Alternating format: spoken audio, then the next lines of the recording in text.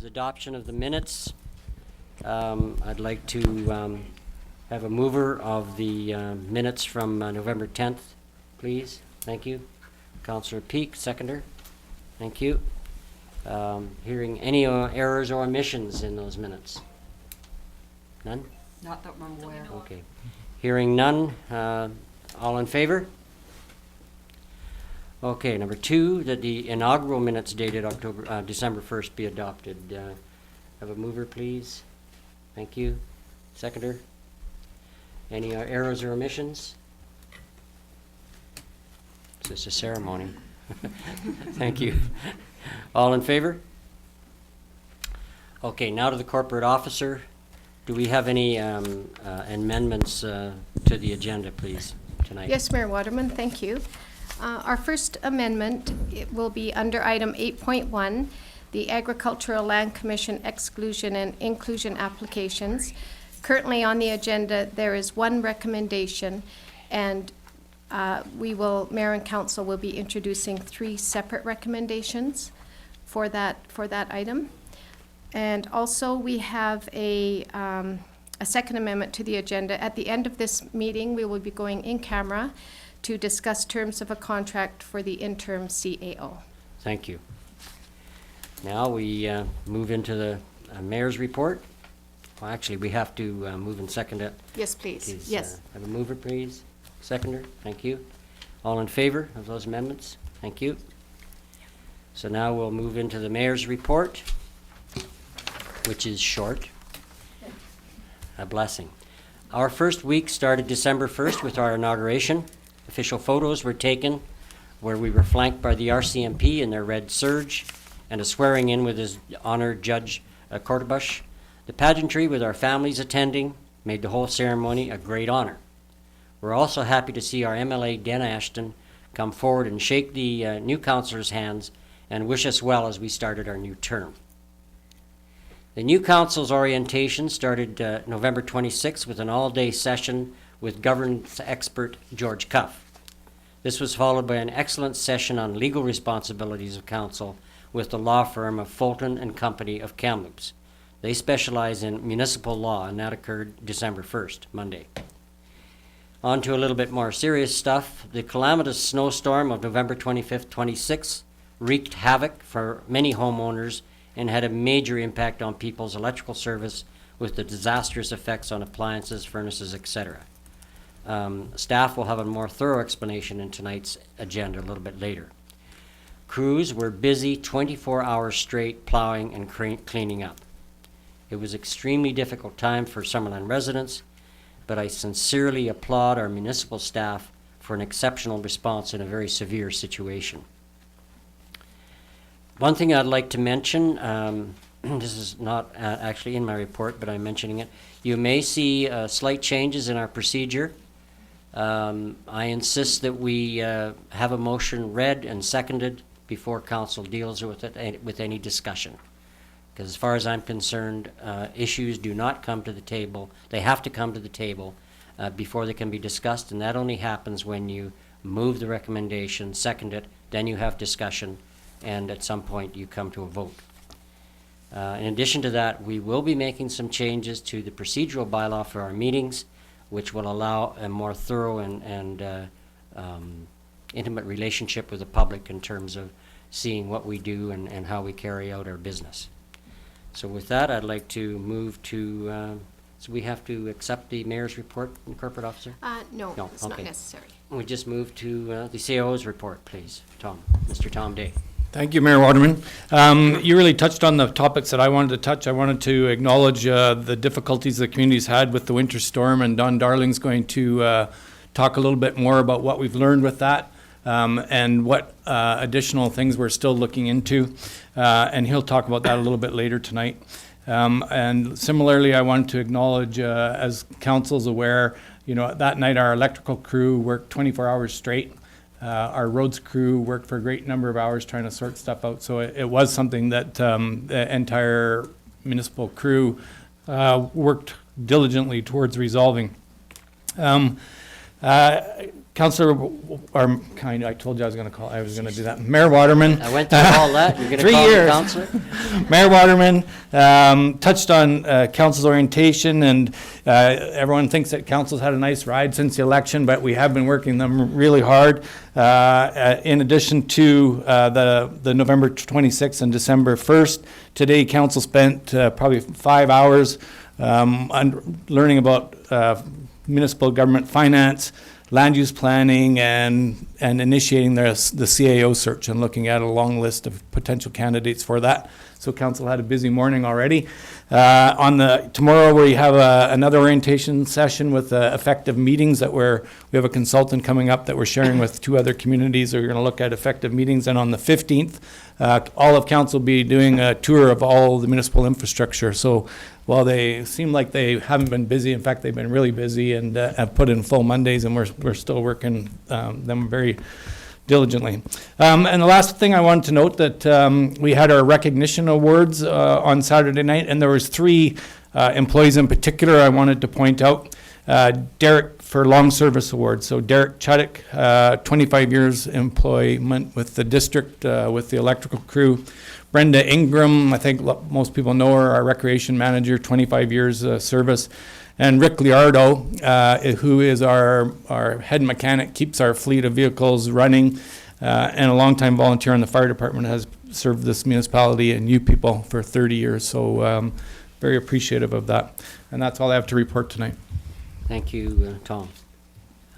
Now, corporate officer, and we'll be moving ahead, or is there any unfinished business we're moving Yes, to? under unfinished business, Mayor Waterman, we have a report from the CAO, amendment to our fees and charges bylaw, the second water service, and I'll refer that to our CAO for a little bit of background Okay, thank you. information.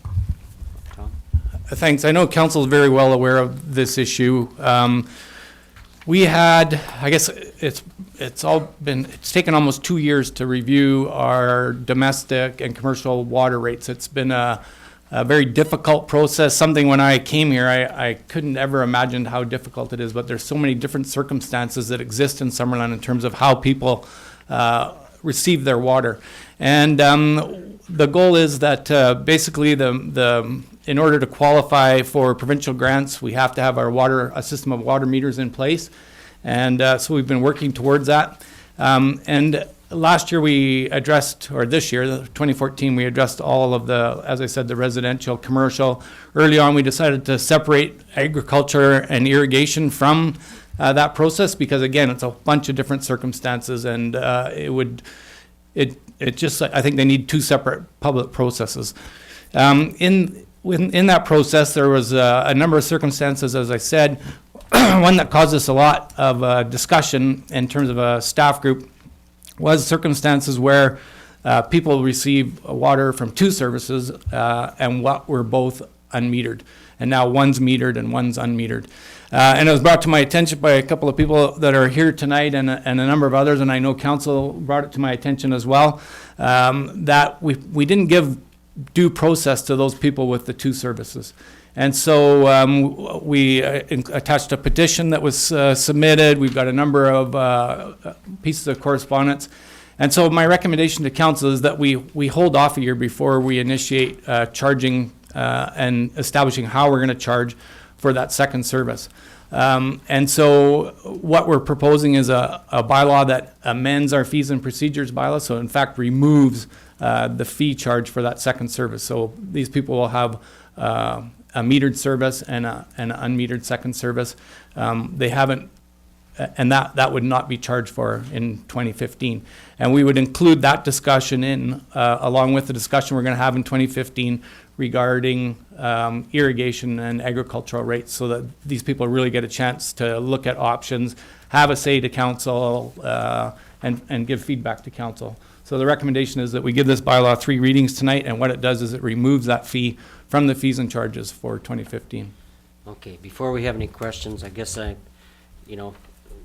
didn't quite do what I said I would do. So we're going to have a mover of this recommendation and seconder, then we'll have any questions and discussion from council.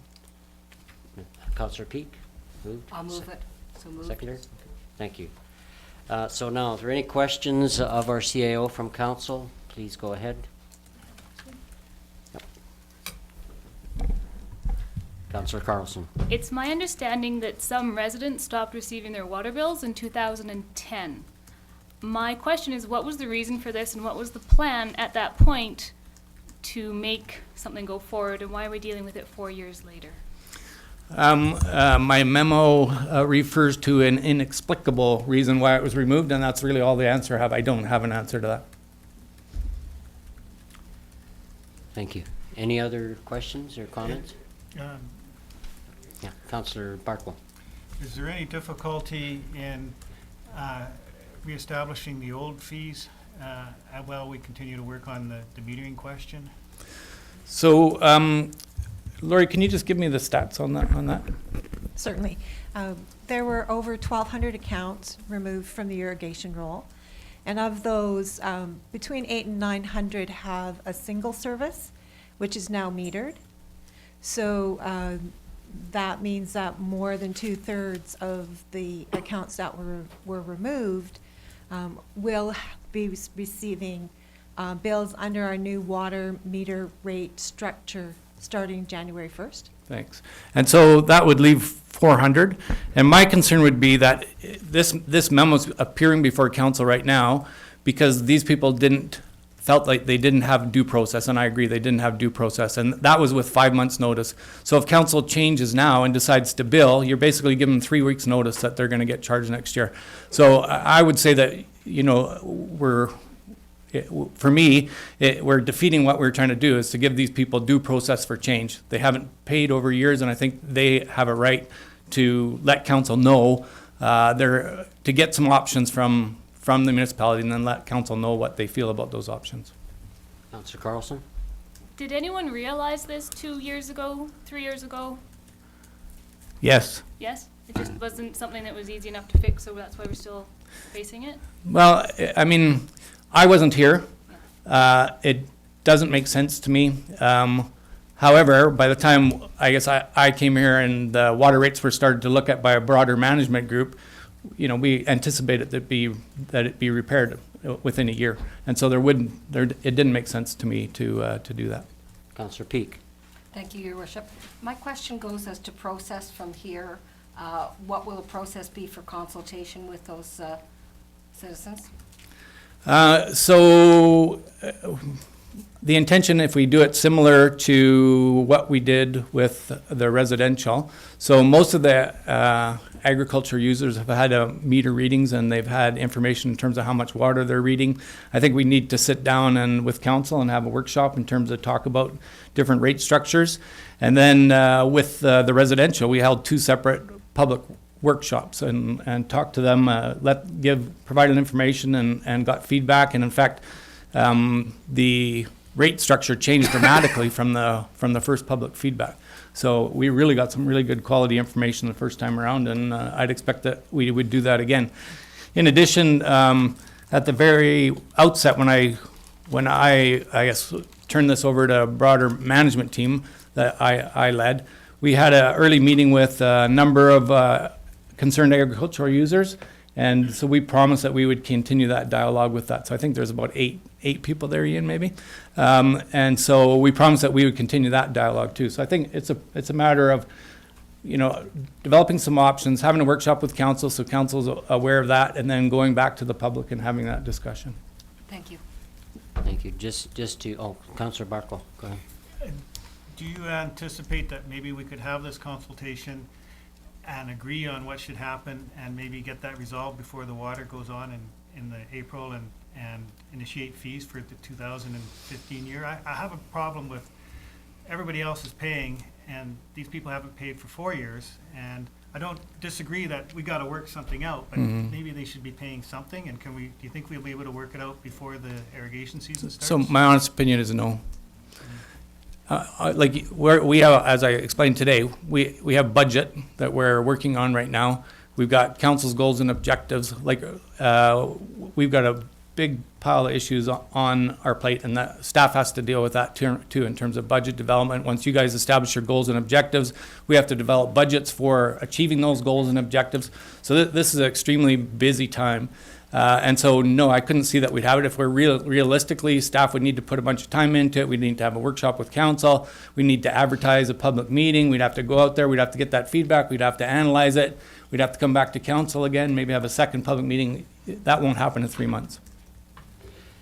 Okay, I'd like to add my 2 bits in. When it came to the domestic water resolution of those rates, et cetera, we had a number of hiccups. And what we decided was we went through a very thorough discussion, and we finally arrived at what I considered, personally as a bit of an expert on water use, a very good resolution to that.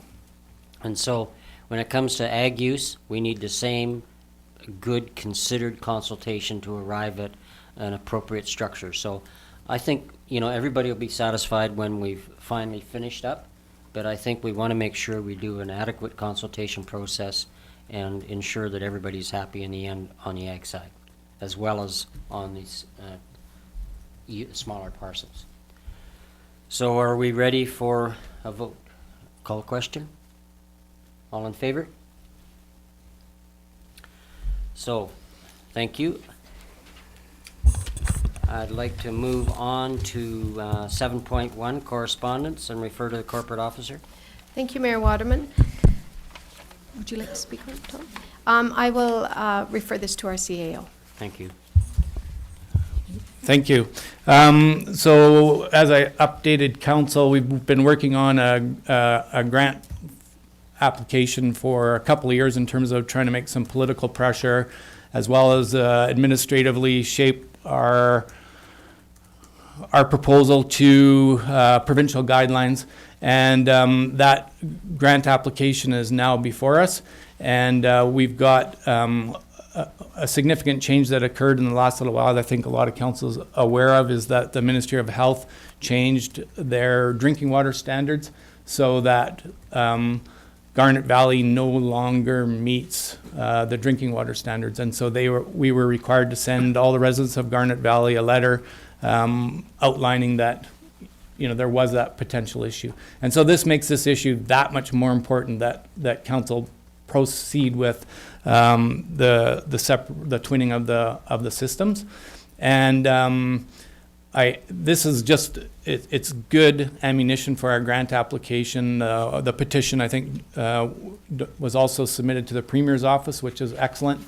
And I think that this is just another good initiative where the public is driving a solution that's badly needed. And so it's really for council to receive for information. Council knows that staff's working on it, knows that the application timeline is open right now with the ministry, and staff will have a report to you with a recommendation that you apply for this grant early in the new year.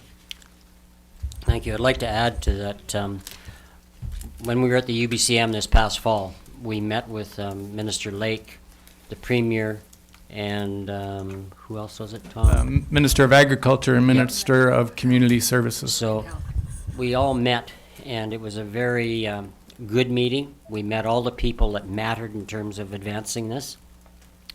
And the reason I'm mentioning this is that's one of the rationales for making sure that council has good contact with government and municipal or government officials in order to advance our cause, and hence the rationale for us being at the UBCM and pressing Summerland's case where we need to.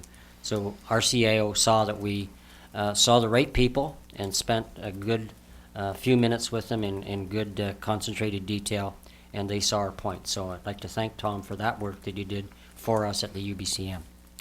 So a corporate secretary or a corporate officer, do we need just a motion to receive? Yes, Mayor Waterman. Yeah, just to receive the report. Can we do that? We need a motion? Yeah. Moved, seconded. Thank you. All in favor? Thank you. Now, we're on to 8.1. And at this point, Unfortunately, I'm going to recuse myself from 8.1. I will be back, though. I might add that it's only for the first motion on 8.1 for the exclusion application. Thank you.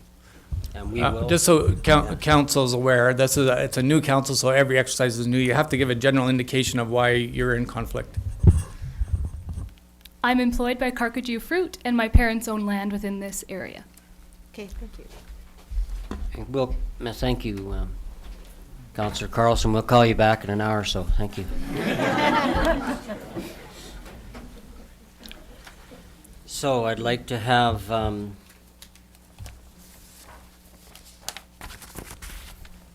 somebody move the first recommendation or of this this section. Okay, read it out, please.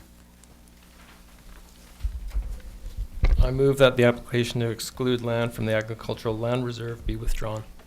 Seconder, please. Thank you. Is there any discussion on this by council members? Councillor Peak.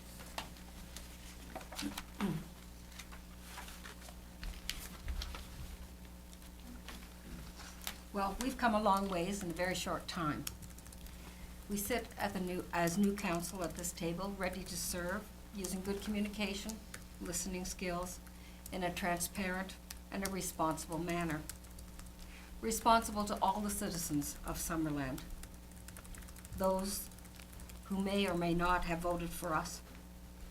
A council has tools to work with. We have tools like planning. It's an important tool. I understand why we have the withdrawals of the ALR applications before us this evening. But as a new council, I believe we have a greater duty of care to be broad in our scope and look at our future carefully. We should leave the applications to be considered by the ALC and get their input into our planning choices. Council is still the authority and the decision maker into how or if we may use any of the recommendations from the ALC.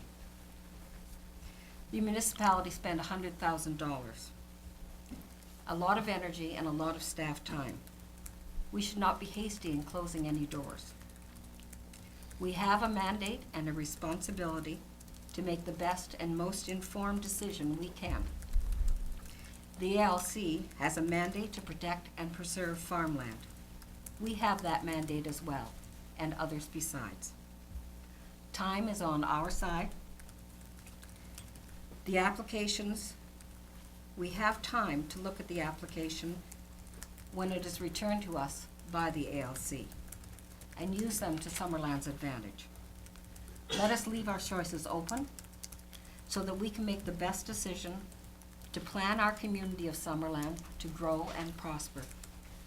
I do not want to be known as the council that closed doors without even opening them. As we move forward and look at choices, we want to bring the public along with us. Our process and our communication with the public, our constituency, will show that we have been listening. Withdrawing the applications is premature.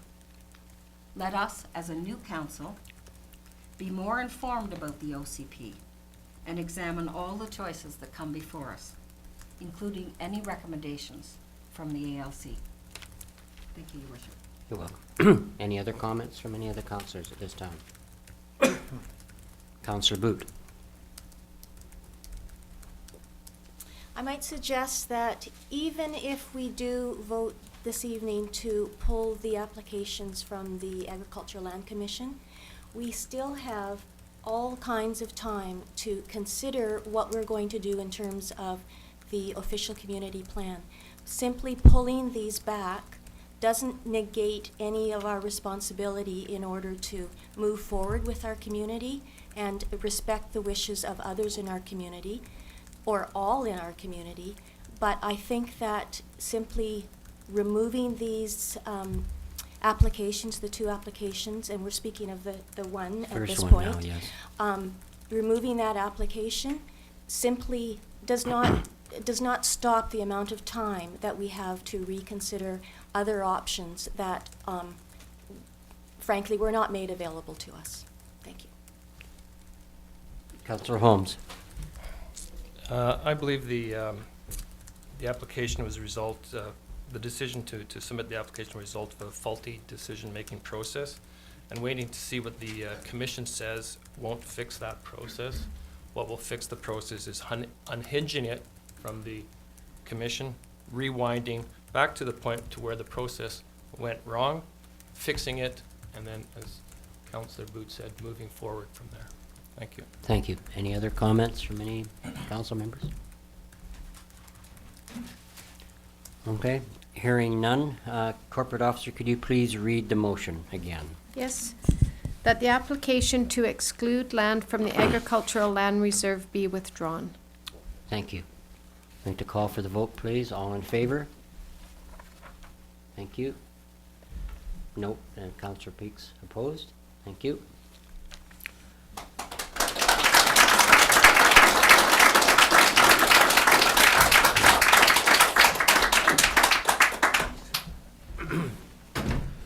Just wait for Councillor Carlson to get back. You know, I knew she was going to be a problem. At any rate, okay, we're moving on to the second motion. I'd like to have someone move the second motion, please. Councillor Peak. Read it, please. That the application to include land into the agricultural land reserve be withdrawn. Thank you. Seconder? Councillor Barkle, thank you.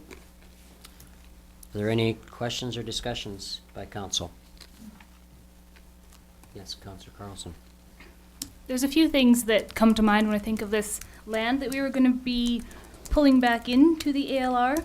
And it's just brief things. First of all, the ALC is doing a boundary review of the entire province right now.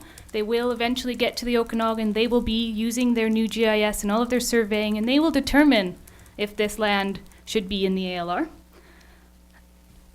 Farmland doesn't have to be in the ALR. Someone can still farm that land if they find it viable, and I think that that's really important for us to recognize as we move forward.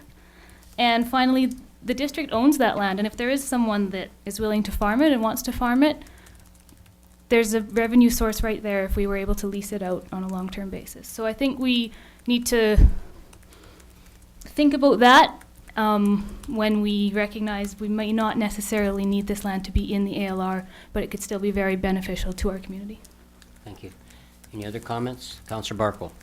Yes, I think that we're fortunate with this land. It's a blank page, and I look forward to some good community involvement as to exactly what sort of form of development should take on this parcel or parcels. Thank you. Any other comments from council? Hearing none, I'd like to call the question, please. All in favor? Thank you. Opposed? Thank you. So it's passed? Yes. Yep. Okay, now we're on to the third part of this motion, Yes, third motion. Third recommendation. Okay, I'd like to have a councillor move this motion, please. Read it out. Go ahead. That council directs staff to schedule a workshop early in 2015 to discuss options with respect to the other components of the official community plan, urban growth strategy amendment. Seconder, please. Thank you, Councillor Carlson. Is there any discussion or questions by council of this? Councillor Peak.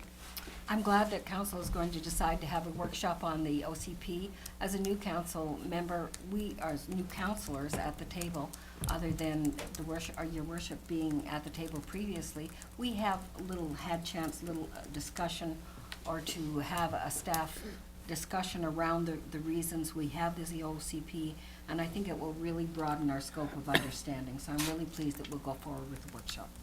Thank you. And I expect that we have a really good council. We're going to make some good decisions around this. That's a foregone conclusion.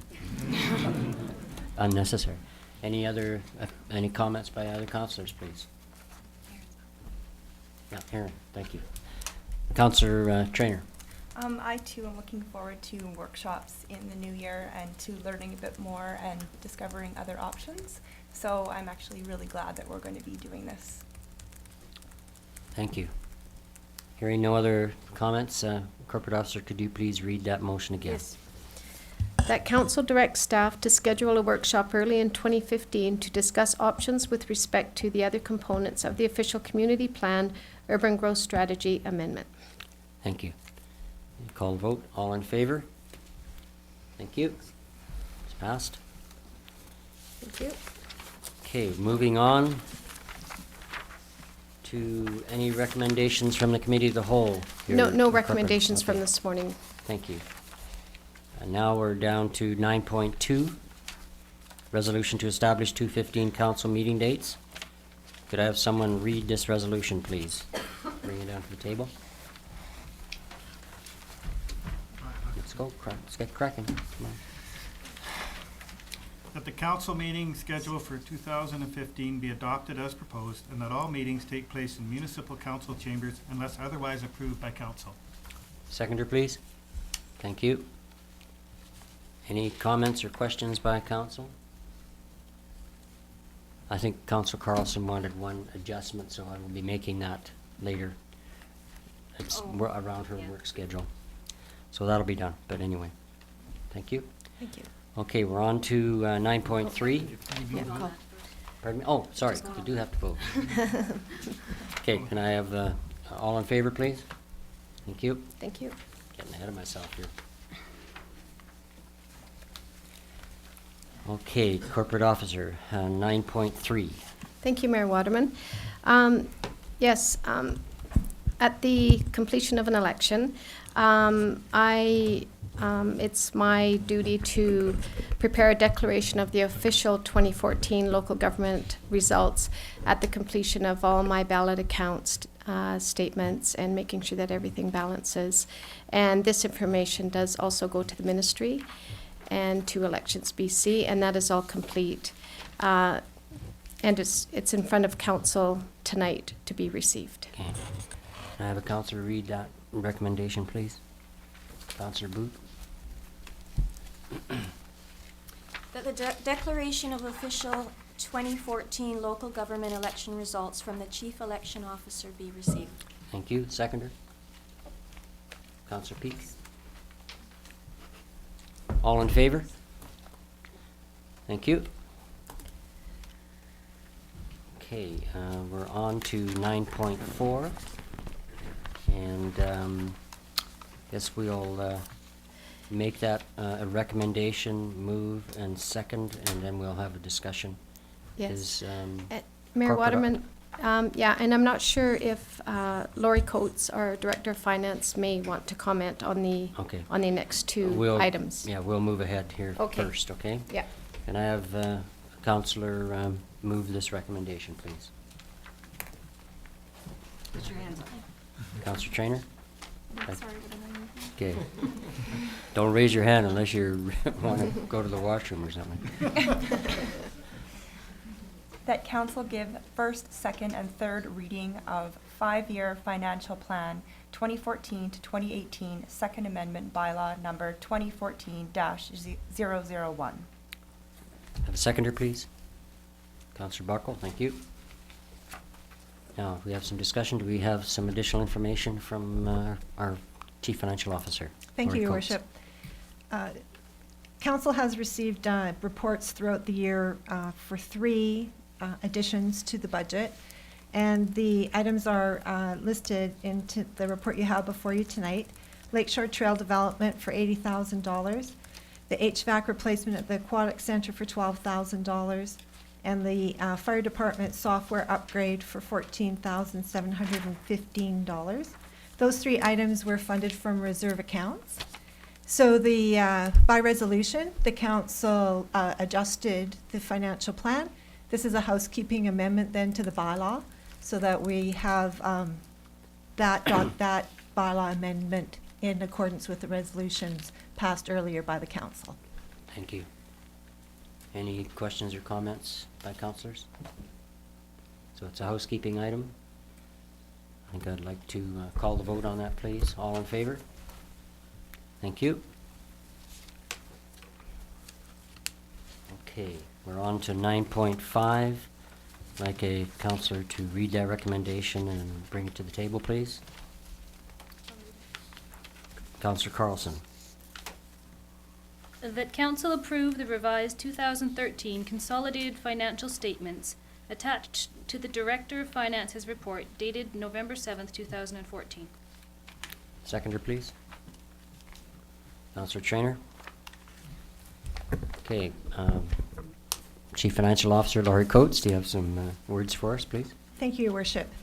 So the report you have before you tonight deals with an error that was discovered by our previous audit firm, White Kennedy, when they were reviewing the financial statements. And it has to do with the estimation of the closure and post-closure costs for our landfill. So that our landfill is estimated to last for another, I'm just going to check my dates here, another 53 years, and projected to be closing in the year 2067. So there is a accounting board standard, public sector accounting board standard requirement that we estimate those costs and record them in the financial statements. 2013 was the first year that that liability was recorded, and unfortunately it was overstated. The entire closure costs were recorded rather than the prorated portion for the portion of the landfill that has already been used. So it is at the discretion of the auditor how that error is dealt with, and they have requested that the financial statements be reissued, and that's what you have before you tonight, Your Worship. Thank you. So in essence, it's a housekeeping approach to making sure we're doing this properly? Yes, common practice may have been to have a prior period adjustment restatement when the 2014 financials were produced. But again, it is at the discretion of the auditor how to deal with it, and this is the action that they've requested. Councillor Peak. Yes, my question to our financial officers, has it had any impact on our financial decisions? No, Your Worship, there's been no impact. The district has been putting away $50,000 a year into a reserve account for future closure costs at the landfill. That practice had continued. This amount was estimated and recorded, but no decisions were changed because of it. Very good, thank you. Any other questions?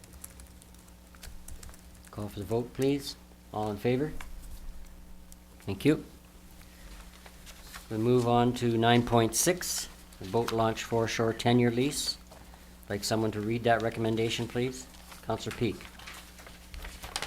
The council agreed to acquire the 10-year license for the term of 30 years from the province over all that unsurveyed Crown foreshore, being part of the bed of Okanagan Lake and fronting fill adjacent to District Lock 5130, excuse me, Osoyoos Division, Yale District, containing 0.045 hectares, more or less, for a boat launch ramp and dock purposes. The seconder, please. Councillor Traynor. I get you on the book. Okay. Go Can ahead, you tell me Councillor where that is? Carlson. Do you know where that is? Oh, okay. Jeremy, do you want to? Lot 5130? It's down at the lake. Obviously, it's on the lake. I hope it's not in the creek. No, just kidding. Speak loudly. It's the little tiny new rebuilt boat launch and dock at Peach Orchard Park. Oh, okay. So it's really important. Yeah, we discovered that we didn't have legal rights to that when we built it, so. Ooh, good deal. Okay. Thank you. Any other? Councillor Peak. I think a 30-year contract is a very good thing to have, because the boat launch, I've never seen a place so busy down there. Between dog walkers and boat launches, it's really, really busy at that end of the park. So a 30-year agreement is an excellent thing to be able to negotiate. Thank you. Thank you. Any other questions of our Jeremy? Hearing none. Thank you. Any other comments or discussion by council? Okay, I'll call for the vote, please. All in favor? Thank you. So, 9.7. I guess corporate officer, we're looking for a report from Director of Works and Utilities, Don Darling, I Yes, understand? Mayor Waterman. Don Darling is here present tonight, so he will give a little update on his memorandum.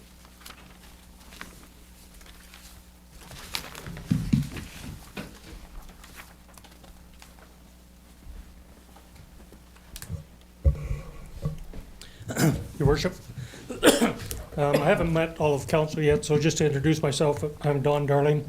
I'm the Director of Works and Utilities. I have 25 years of local government experience, little less than 18 years with the Regional District Central Okanagan, and a little more than 7 years here with the District of Summerland. And I'd like to congratulate the Mayor and Council in their success in the last election, and look forward to working with you over the next 4 years, unless I retire, because Tom's going to be golfing and I want to follow him. So. I want to go golfing with them. I don't think so. No. And anyway, the following is an update to the previous memo that I sent to the CAO December 2nd, 2014 regarding the snowfall event of November 26, 2014 that caused the power surge. The recent power surge, as we all know, the recent power surge in the electrical distribution system caused significant damage to some electrical meters, and in particular, electrical appliances and electronics on a significant amount of property, private property. We have been advised that the damage to private property is not always covered by home insurance and could range from the hundreds of dollars to the tens of thousands of dollars is the impact some of these people are going to encounter. The number of properties with damage is not known at this time, but we know that there were 63 meters damaged and it far exceeds that.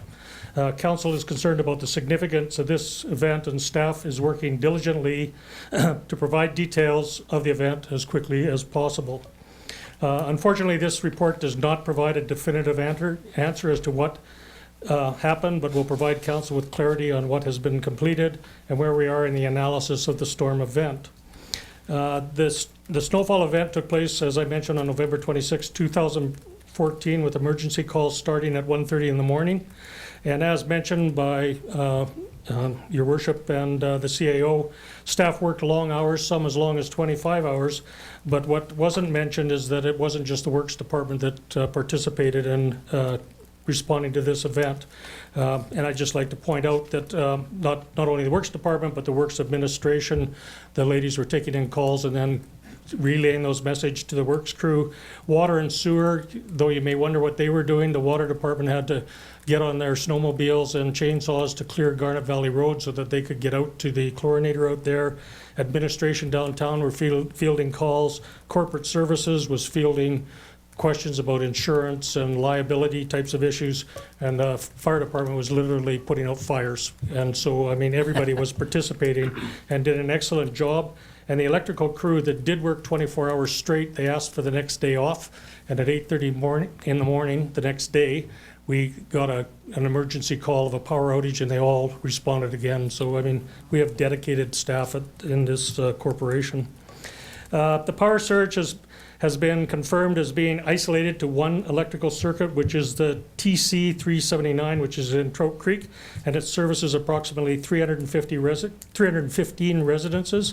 So the damages to the homes is somewhere between 63 and 315. We just don't know how many homes at this point in time. Although not a common event, other utilities have experienced events causing similar damage, but they have been far less magnitude. So they've been, like half a dozen homes at the most kind of thing that have, had their meters blown off or whatever, but nothing of this magnitude. Staff has physically inspected all properties, so all 315 homes. They have found 63 meters and meter bases that were damaged and needed to be replaced. Our cost is approximately $200, which includes an electrician that we had, 2 electricians that we hired actually. And we've also surveyed the transmission lines, so we've gone down the transmission lines where we think, the cause of the surge was possible, and we have not noticed any physical damage. So there's nothing that we can identify that's the spot where it happened. A letter has been sent to the 63 property owners whose meters were damaged, and it should be noted that the meters that were replaced were immediately energized, which is against the standard protocol of waiting for an affidavit from an electrician before we reconnect. And so what we did is, realistically, we're supposed to wait for an affidavit, then we connect them, but because of the weather and so on, we went ahead, and the safety authority knew about it, and they didn't like it, but they went along with it. We felt that the people needed power. The Electrical Safety Authority, who administers the electrical code, has advised that the only way a homeowner can get an affidavit is to retain an electrician to do a meager test, and it's been estimated to be about $600 per home. And a meager test, basically what it does is the electrician goes in, disconnects all the electrical appliances, anything, light bulbs, absolutely everything. They run 5,000 volts through the house for 1 minute, and that determines whether there's problems with the wiring. The meter test is required of a requirement of the BC Safety Authority and not a requirement of ours. And normally, the BC Safety Authority representative advised that they are willing to allow the residents to remain connected until a deadline date. They gave 15 days, which would have put it to like right before Christmas. We've extended out in our letter to January the 2nd, 2015. Normally, we would not send out letters on behalf of the BC Safety Authority. It is their responsibility. They are the ones that deal with the homeowner and any issues that they have inside the home. But because of the possibility of disconnection of the services, we decided that we should cooperate with the Safety Authority, send the letters out to these people so that they got them quicker, so that they could respond to the fact that the Safety Authority wants these affidavits done. Staff continue to take calls from concerned customers with damaged electrical equipment in their homes, and we have advised them that the district's insurance probably will not cover the damage, and recommend that they contact their insurance company. Generally, what happens, like the standard protocol is, if there's damage in a house for whatever reason, they contact their insurance company. The insurance company comes out, and then if they feel that we should be covering it, then their insurance company contacts ours. That's generally what is done.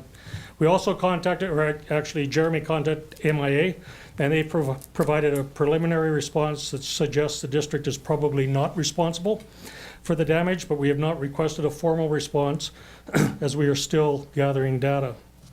Fortis BC has indicated that they would not subsidize any of the owner's costs if the event happened in their area.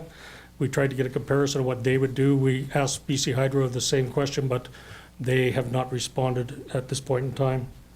We also retained an electrical engineer to review the cause of the power surge. The review cannot be completed until Fortis data has been received and analyzed, and they are not withholding the information. They've just had people away sick, and so we expect to get it within the next day or so. Some of the theories, and I stress that these are theories, of what could have happened would be a power surge from Fortis came directly into our system, but there's no evidence that that happened. That's the data that we would like to get, because it records everything that's happening at any time within their system. A lightning strike, but again, there's no evidence that there was one at that point in time. That's the other possibility. And the third is the touching of the transmission line, which is owned by Fortis, to a distribution line, which could be actually the physical touching, or it could be trees, snow, whatever that could pass the current. And this is probably the most likely, but again, we have not found the physical location of where that may have happened. The electrical engineer did advise that the voltage surge was of such a magnitude that it had to have originated from either a lightning strike, which we think is unlikely, or from Fortis transmission line contacting the distribution line, as the district's distribution system is not capable of generating that amount of voltage. So the high voltage comes from Fortis. Once it's to us, we drop it down, transform it back down to about 8 kilovolts, 8,000 volts, and that's not enough to create this kind of a surge. So they're suggesting it had to be a transmission line involved. So letters are being prepared to send out to the residents who reside in the Circuit 379 area, but who did not have meters damaged. We're going to recommend to them that they get this meter test done as well. We wish to point out that there are 3 levels of responsibility for the provision of power to residents of Summerland. There's Fortis, who is responsible for the transmission lines and the substations. There's the District of Summerland, who has a distribution network and provides power to the meter at the home. And then there's the electrical code, which is administered by the BC Safety Authority, and they set out all the requirements inside the house. And the district may need to get legal advice as to what liability, if any, these authorities have in regards to this power surge event. Some residents have phoned and asked why we don't require a surge protector on the panel inside the house so that it protects the whole house. That is covered under the electrical code, and the electrical code, it is not a requirement. We are looking into the possibility of changing our bylaws that may require that, but then it would put an added $500 to $600 on the cost of building a new home. We're continuing with our review, and it is anticipated that the electrical engineer's report will be submitted by the end of this week, but that depends on gathering the data from Fortis. And once all the information is collected, it is recommended that a public open house take place. The BC Safety Authority has indicated that they would be willing to have representatives attend that meeting, and the meeting would probably not be organized until January 2015. Thank you, Don. Yep. Is there any further comment from our CAO or anybody like that? Okay, Councillor Peak, you have a question? Yes, if I may. This kind of surge is obviously a crisis kind of situation, and we've responded in a very proactive manner. In having a public meeting, will we be able to respond to the public, not just the BC Safety Authority?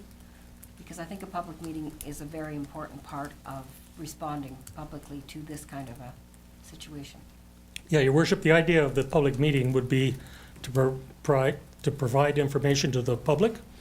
The Safety Authority has said they will be there to answer questions about what their responsibilities are, so that they would be able to answer questions about, like a power surge on your, electrical panel, or any other questions that people had regarding the interior of their house. And they've just said that they would be willing to be there. So it's not us talking to them, it's both agencies talking to the public. Thank you, John. Councillor Carlson.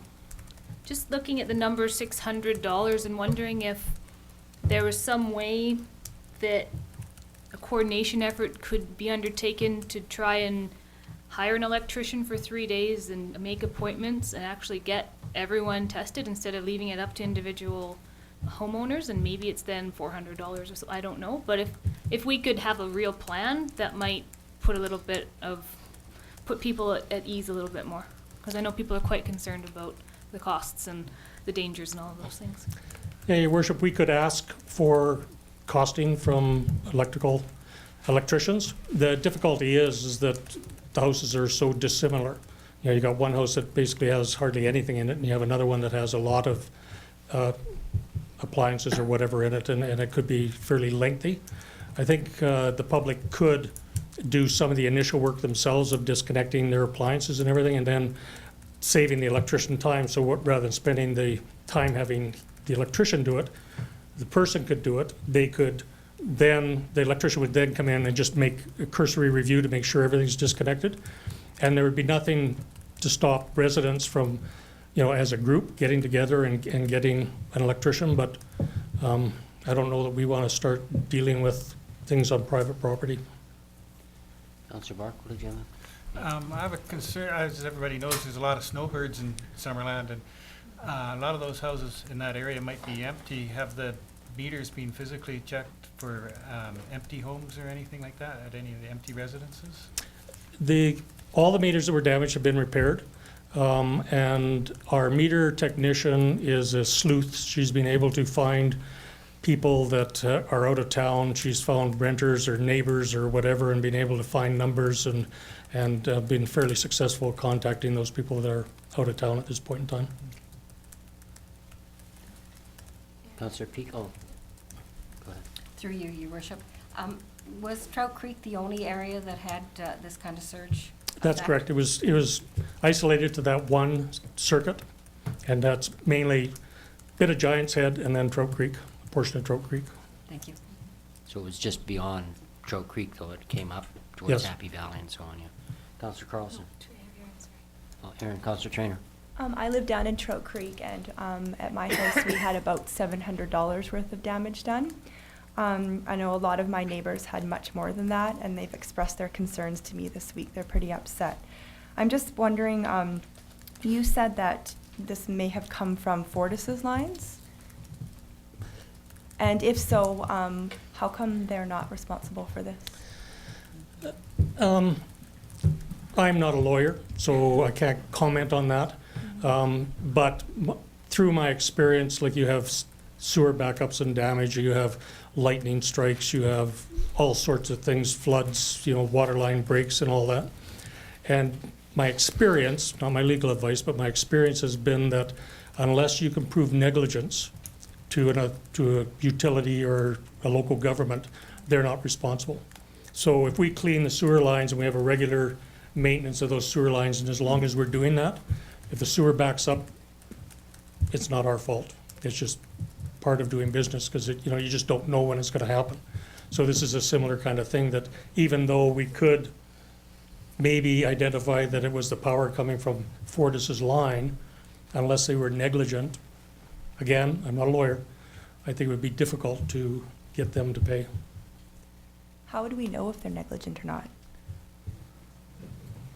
Like, we're not power experts. Just wondering. Well, we have hired an electrical engineer to examine it, and that's his responsibility to try and ascertain what the cause was. And so that's the report we're waiting for.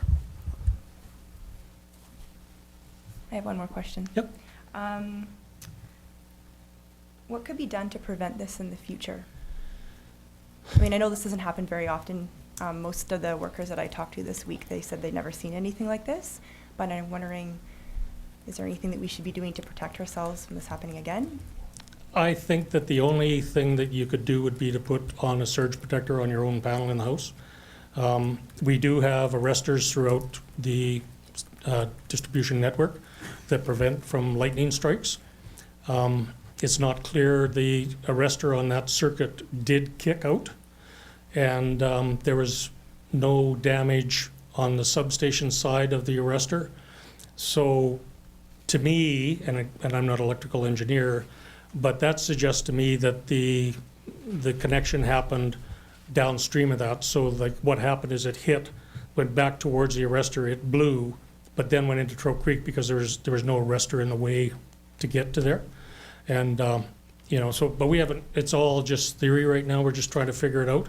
But unless we went around and put arresters on absolutely every transformer and every line in the community, I think the only way would be is if the homeowner wanted to protect themselves, they'd put their own surge protector on their panel. That being said, we have 3 staff that have 30 years experience here and in other utilities, and they've never seen anything like this before.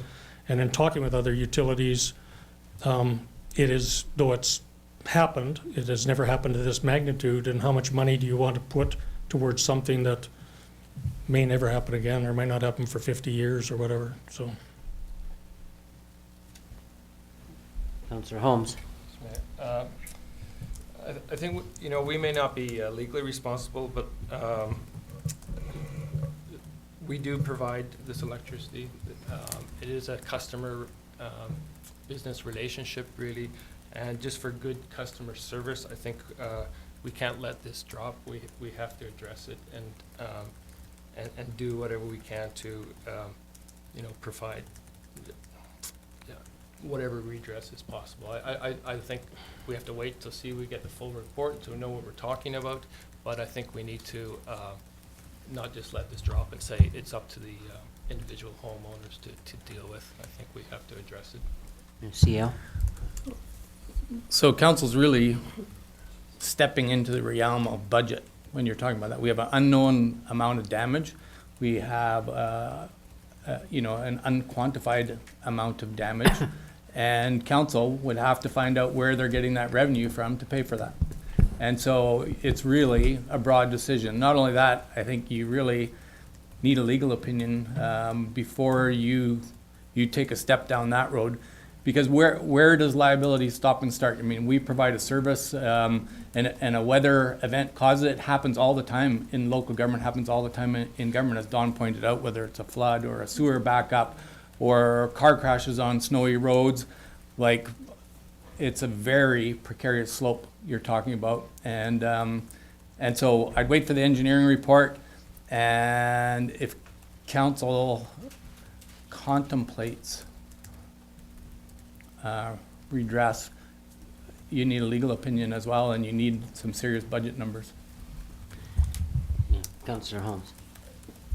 It might not necessarily be a financial redress, but it might be putting pressure on insurance companies. It might be bringing Fortis into our public meeting, have them explain. I don't know, but I just don't think we can just drop it I think that would be irresponsible of us just to draw. I think that's the intention of the public meetings, to try and get as many bodies there and as much information, so sorry I didn't understand that. Yeah, so that is the intention, try and learn more about it, have a public meeting, and bring as many responsible bodies there. And I think we really do need to find out where the issue occurred. Thank you. I'd just like to make a comment that I think, Don's report tonight indicates that what staff have been doing, how far along they've got, and we realize that this is an interim report at this point. There's going to be more information coming forward from Don's department. So I look forward to that and to the workshop that will occur in the future. So I think I appreciate that Works and Utilities went ahead and, of course, did everything they could. And I think this report was a significant attempt to let the public know where we are and that we did take responsibility for this calamity and tried to ensure people, had electricity and were dealing with it in a safe manner.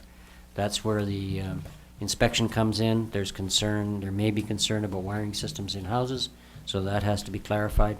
But I'm glad we have this report from Director of Public Works and Utilities tonight, and we'll be looking forward to what the engineer says, or the consultant says, and looking forward to Don's final report and ultimately to a workshop. Yep. Any other comments from council? I think, Corporate Officer, what do we do with this? We just receive this, or? Yes, Yeah, yes, okay. Mayor Waterman. Get a motion to receive the report, please. Thank you. Councillor Holmes seconded. Councillor Carlson moved. Thank you.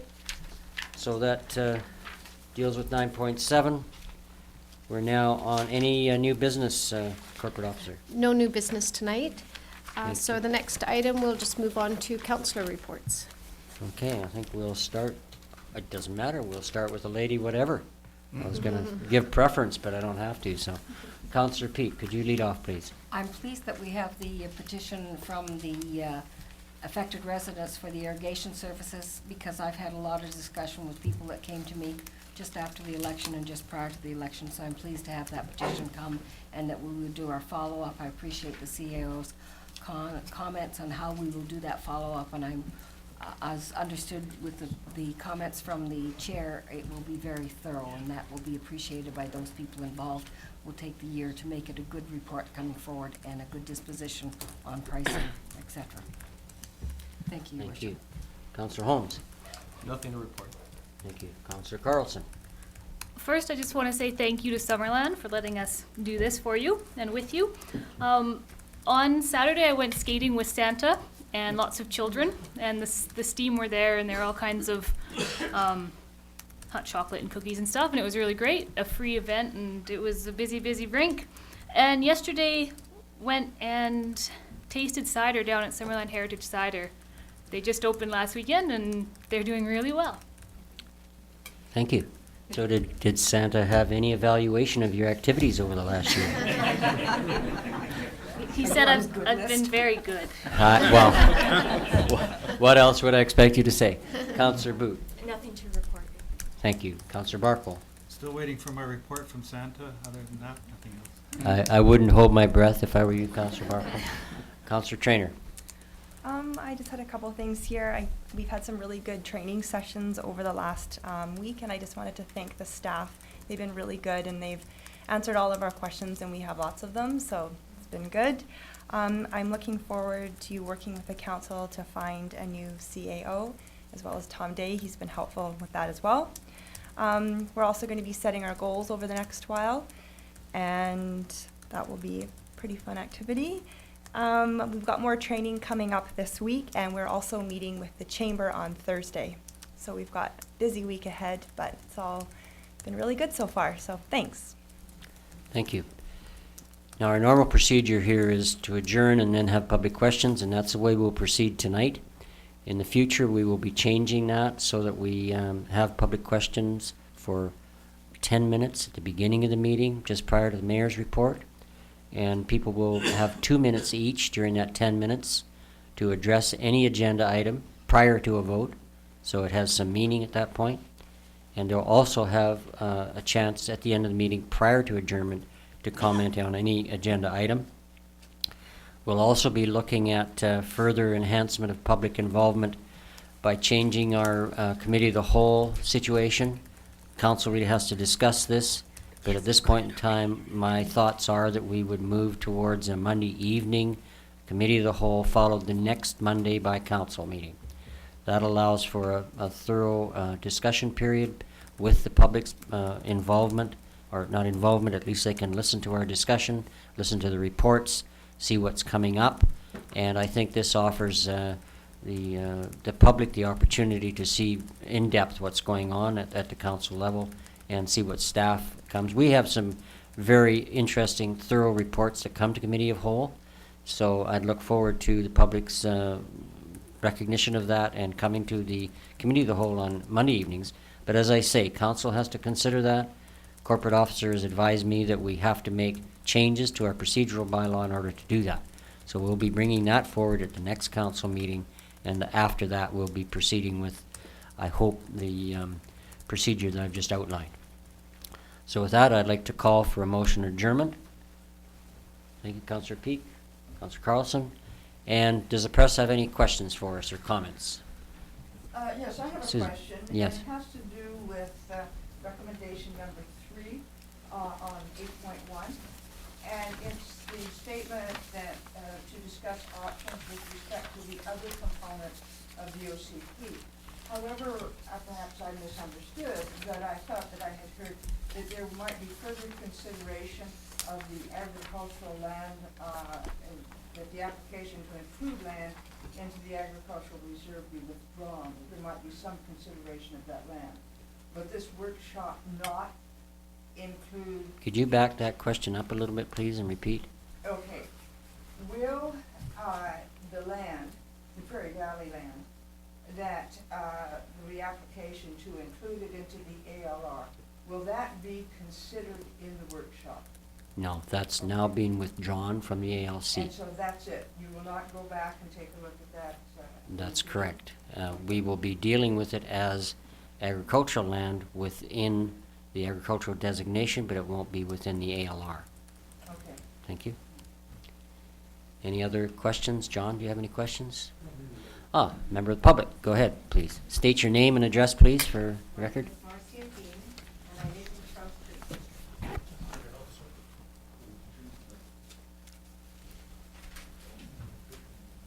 Creek. Try it again. I'm Marcia Dean, and I live in Trout Creek. I'm here to ask you some questions and express some concerns regarding the power surge. There is a fair amount of devastation down there. It's really quite overwhelming, particularly since a few of the people affected are on fixed incomes, and this is hurting them very badly. And it's just before Christmas. More than one family has lost a heat pump and furnace to the tune of approximately $20,000, and many more families have lost appliances and electronics. And when insurance agents have been contacted by residents, some of them were informed it was not an insurable event. It was the responsibility of the power provider. Or they were told that yes, they would pay above the deductible, but then next year they would face an 18% increase in their insurance, which makes sense.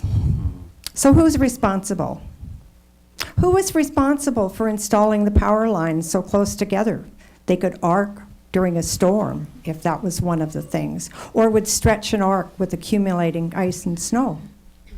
Who was responsible for ensuring the safety of all homes in Summerland? Who is responsible for ensuring this never happens again? Surely this should be an expected event. I don't know the answer to those questions, but I ask you to investigate and make the answer known. I do know it was not the fault of the consumer. My second question is, what is being done to prevent this type of event from happening again? The third one is, where can people affected receive redress? What are people to do who are hit with needing to replace furnaces and heat pumps just 3 weeks before Christmas to do? Not all the people can't afford it, but some of them can't. We love living in our small town, and we're willing to put up with boil water advisories, short power interruptions, and we've had that over the years. But this was too much. I look forward to your comments and your answers. Thank you. Thank you. I think at this time, Don's report has dealt with this as an interim explanation, and we're looking for more information as we go down the road. Our CAO, have you got any comment to that, please? No, I think Don's report did deal with it, and I think it's critical that we do have this public meeting, as council identified earlier, and Don suggested, and so I think the public meeting will try and get as many answers as we can. Okay, thank you.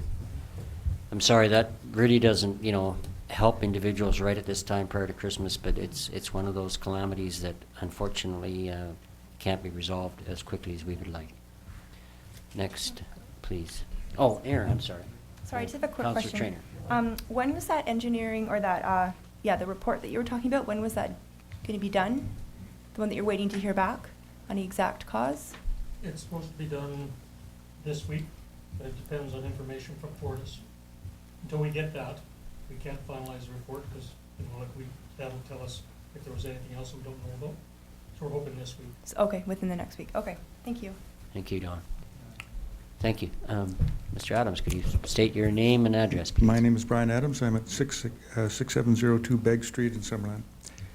I'm going to spin off from the discussion with regard to the power surge, which obviously was part of this storm, but it was only part of this storm. And I might just say, just whether it's information or not, that I was up at about 4:45 because trees were coming down at my place, and I did see a large blue flash off in the Jones Flat area, and then another one down towards the Giant's Head area. So I don't know whether that's something that could be followed up, but it wasn't lightning, it was more like a short. The reason I'm speaking is because that storm, after living here for 70 years, I've never seen anything like it. And how we stopped these kind of climate disasters that seem to be happening all around the planet is another story. But the immediate problem is that for the municipality and therefore the taxpayers of this community, there's an incredible amount of devastation out there that's going to have to be cleaned up. And ever since that storm has been happening, all the arborists in the South Okanagan have been having a wonderful time making good money, and they haven't even put a dent in it yet.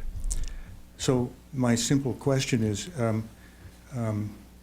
there some recourse from the municipality to not just look at the power surge damage, but to be looking at the incredible expense? I mean, you just have to drive down Peach Orchard, look at the Adams Bird Sanctuary, look at the Peach Orchard Beach, Peach Orchard Park. It's going to take an incredible amount of work to get that done. And I'm sure Mr. Darling will agree that the municipal crew is just not going to be able to do that. We're going to have to get some help before the summer to get that all cleaned up. It's a real mess.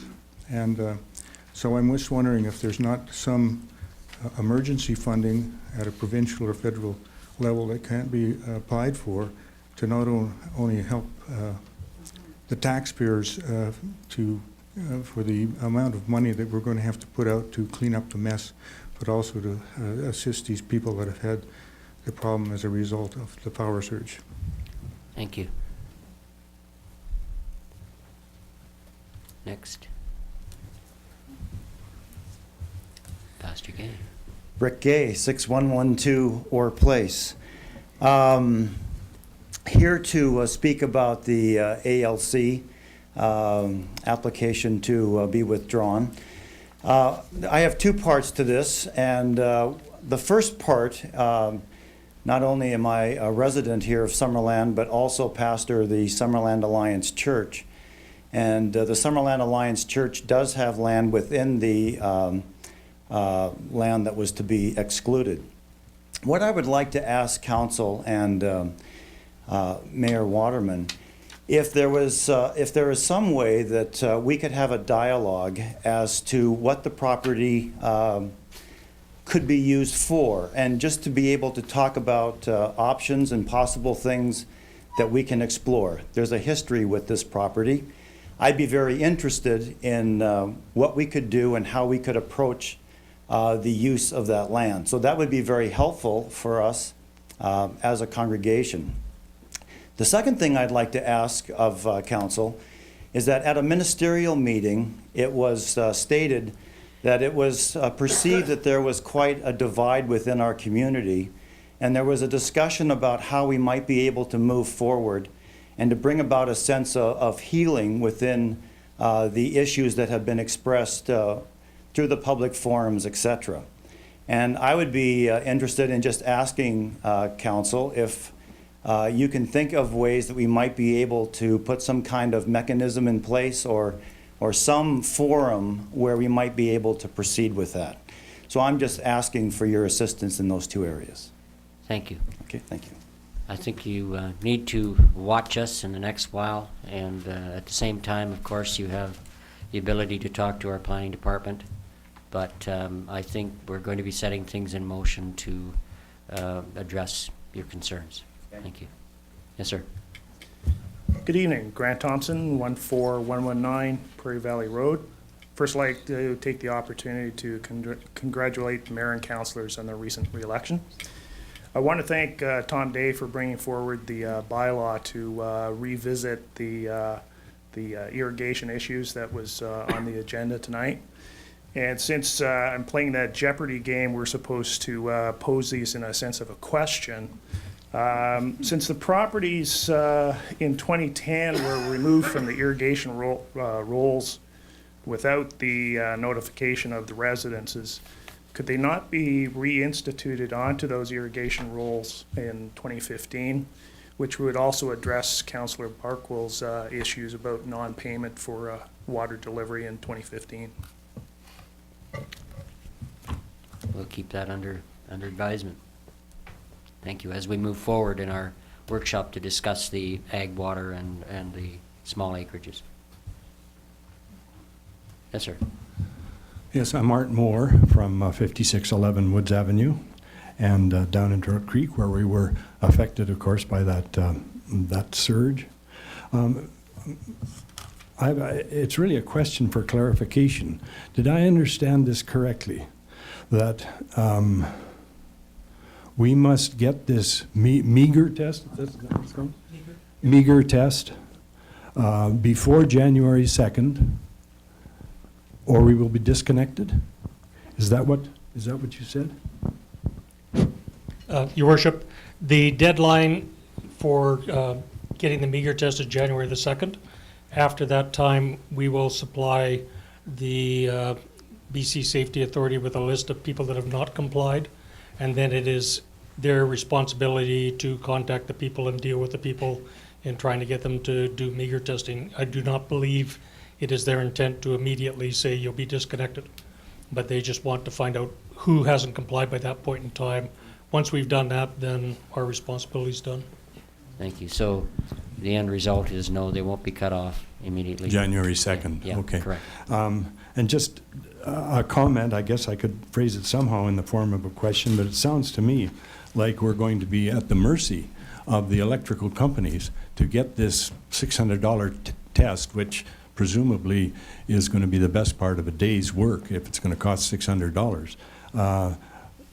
315 properties to have this testing done over the next few weeks and over Christmas. I just don't see how that's feasible. Any comment from Don? No. Your Worship, there's only 63 that are required to get the test The other 315 it would just be a recommendation, so they could do it, either do it or not do it at their leisure.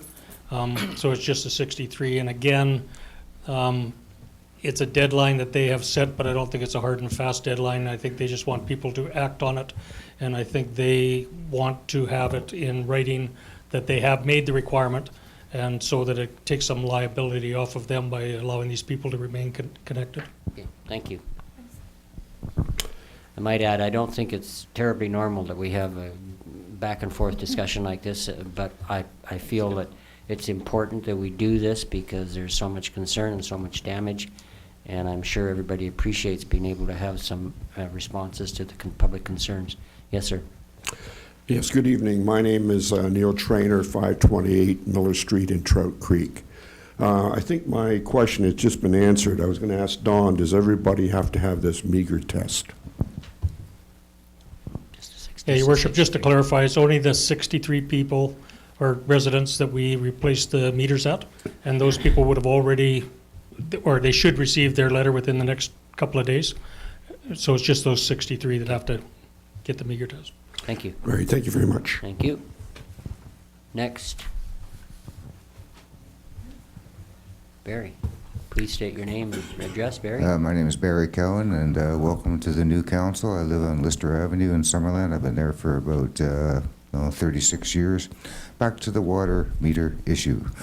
The previous gentleman was stating about the costs of, actually it was Alderman Carlson that was asking why that was dropped off the rolls.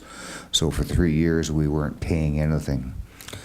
I did some quick figuring here. Anywhere between half an acre and an acre works out to about $100 a year if you divide it.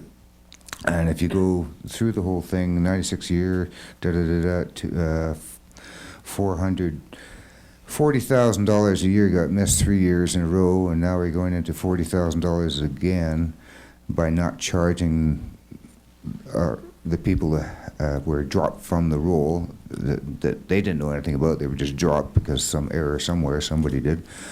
That's $160,000. That pays for a lot of meters.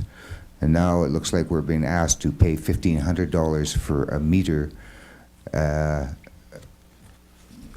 have one installed. And I think that is a slap in the face to try to make up that kind of money by charging us that kind of fee to have a meter put in. I don't think anybody would have any objections with a small property of paying what they were before until you guys figure out what you're going to do with the thing. But my thought and many others, the general feeling is if you go and just want a meter or water, you pay for the meter. Nobody else has had to pay for meters. And now all of a sudden we're made scapegoats out of the inadequacies of the decisions of the previous council. So that's all I have to say. Thank you. Thank you. Any other questions or comments? Hi, I'm Barbara Thorburn. I live at 7110 Switchback Road, the famous Switchback Road. I'd like to also congratulate you and welcome you as new councillors and mayor. I have a question or a comment about the withdrawal of the ALR application and also the workshop that's going to be held. And I'm wondering if prior to that workshop there couldn't be a public investigation into what went wrong with that public consultation process. How was it so wrong that you now felt you needed to withdraw it? A lot of money went into that process, and I believe it must have been, as Councillor Holmes said, it was a faulty process, and lots of taxpayers' money went into that. I believe it was mentioned about $100,000. So will there be a public investigation so that we know what went wrong and we won't do that kind of, make that kind of mistake again? Thank you. Thank you. I think probably the electorate had their say. They made a change, and there will be ways of dealing with things as we move into the future that I hope you'll be happy with. Thank you. Any other questions or comments? Sit. I'd like to thank everybody for coming this evening and thank council. Oh, pardon me. Sorry, we just need a resolution to go to in-camera to discuss the correct, interim CAO's potential contract. Okay, could I have a mover of that, please? Councillor Peak, seconder, Councillor Carlson.